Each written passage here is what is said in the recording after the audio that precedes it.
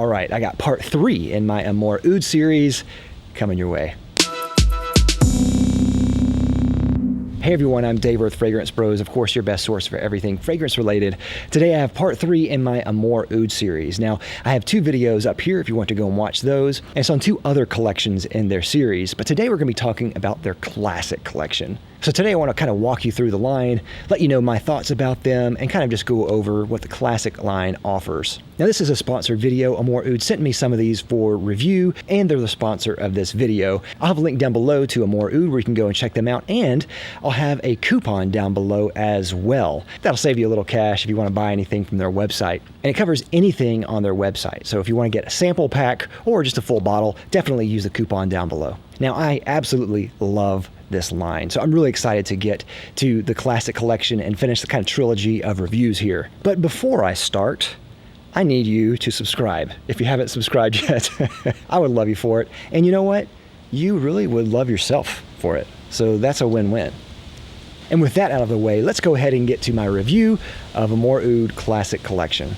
All right, so this original collection is pretty big. They have a sizable collection here of 10 fragrances. Now I have 9 of them here. I believe the only one that I'm missing is Silk Route, but we're gonna go over each one of these and talk about what I think about these and go over the whole line. And with this line, they use oud as kind of a seasoning for their blends to really bolster the scent of the perfume, and I think it does a really good job as a note in all of these fragrances. Though I don't think that oud is really the main star, it really adds a lot to the blends, and I think that's really cool. The first fragrance we'll talk about today is Oud du Jour, and this, I believe, is one of their more popular fragrances, and it is an excellent fragrance that is on the leathery side. It is on the oudy side somewhat. Some of the notes are Persian saffron, pink pepper, wild raspberry. But this is a wonderful oud scent that I think really caters to the strengths of oud and taking away a lot of its weaknesses.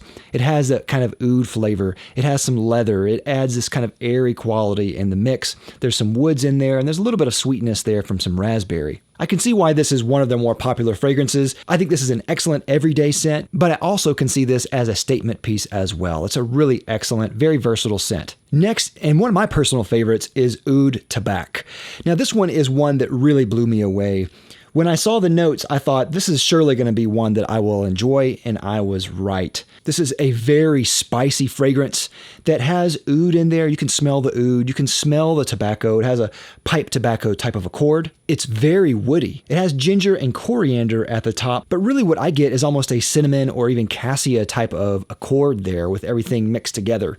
Overall, it's a very spicy, warm, spicy fragrance that is very masculine and very appealing. I love woody, spicy fragrances in general, and this is easily one of my favorites of all time. This is a real winner. And if you're looking for something with woods, tobacco, and spice, definitely check out Oud Tabac. Next is Sunset Oud, and Sunset Oud is one of their newer fragrances in the line. What I think is really great about this is it has a smoked amber and myrrh accord that everything is centered around. The myrrh is excellent, and it does have that kind of smoky, airy type of quality, while also being kind of held down by some of the heavier notes like the amber and the oud. There's definitely an oud presence here. It's woody, slightly smoky, stunning fragrance, and I think this is one you have to try. Sunset Oud, definitely check this one out for sure. Next is Midnight Rose.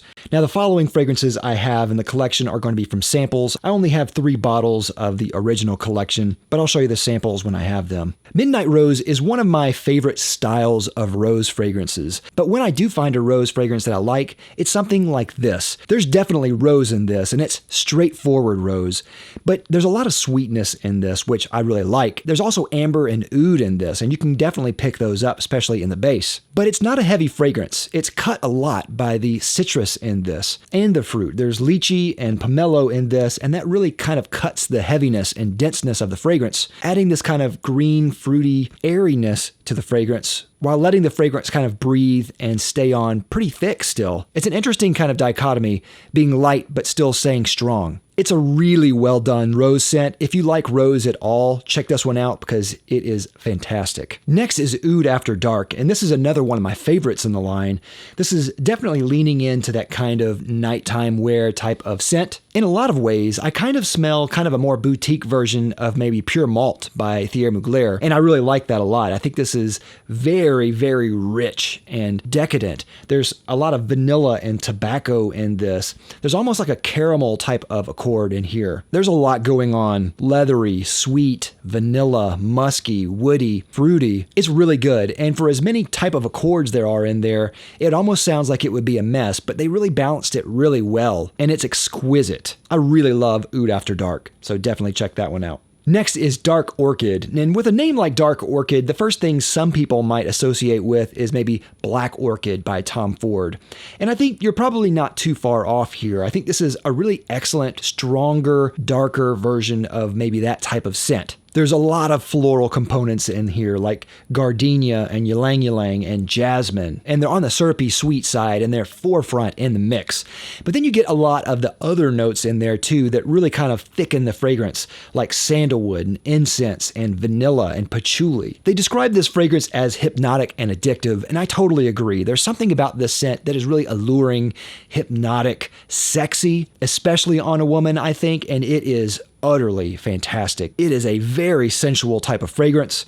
Definitely check this one out if you're looking for that type of scent. It will not steer you wrong. Next is Miel Sauvage. Now, just when I thought I had the line figured out, they threw this in there. This is such a left turn, and it's just such a wonder in the line. This is an amazing floral scent. This is another one that I really love, and I don't think I've tried another fragrance that is like this. There's jasmine and oud and honey in this, and the honey makes a prominent stand here with the jasmine. It's very much a jasmine fragrance, I think, but on the more airy and sweet side. There's something about this that has kind of a cloudy or foggy or airy type of texture in this, and it kind of just reminds me of a cool night. It has almost like a dream-like quality. As a fragrance, I really like how fresh it is. This is an easy-to-wear fragrance, I think, for men and women. It's clean, inoffensive, very likable, and yet still stands out. I really like this a lot, and this is another fragrance that lasts a long time as well. For as fresh as it is, it has a nice lifespan to it. Love it. Next is Safran Rare, and this is one that is very leathery. It is very spicy and very complex. Some people have compared this fragrance to Tuscan Leather by Tom Ford, and I think they're not far off there as well. I think this has a lot of those kind of characteristics. It has a kind of almost leathery type of quality there with saffron. It has some sweeter notes. It has some olibanum frankincense in there. It definitely has oud in there, and it has some other woody notes. But what I really like about this is more complex, and I think more wearable, and I think maybe a little bit more on the masculine side than Tuscan Leather, which is why I really prefer this. I think this has a little bit more vetiver. It has a little bit more woods, has a little bit more vanilla, a little bit more frankincense. And the sweetness here is not too strong. I really like the balance here. Again, I think that the oud really kind of glues everything together, really smooths out the whole blend. If you like leathery type of scents, if you like those kind of thick fragrances, this is one of those that you have to try. It's excellent. Next is Santal des Indes, and it is a thick sandalwood fragrance that has a lot of spice in there, some incense, and this really nice, almost mentholated type of thing at the top there. And I believe that's coming from the absinthe and the notes here. The incense in here really matches well with the sandalwood. There's a little bit of leather in the background, and this is just a wonderful incensey type of fragrance. If you like incense at all, I think this is one that you need to try. It's not super smoky. It's just really just a balanced fragrance overall. As it dries, it gets on the more musky side, and it just develops into this really rich kind of blanket of a fragrance. So yeah, definitely check out Santal des Indes.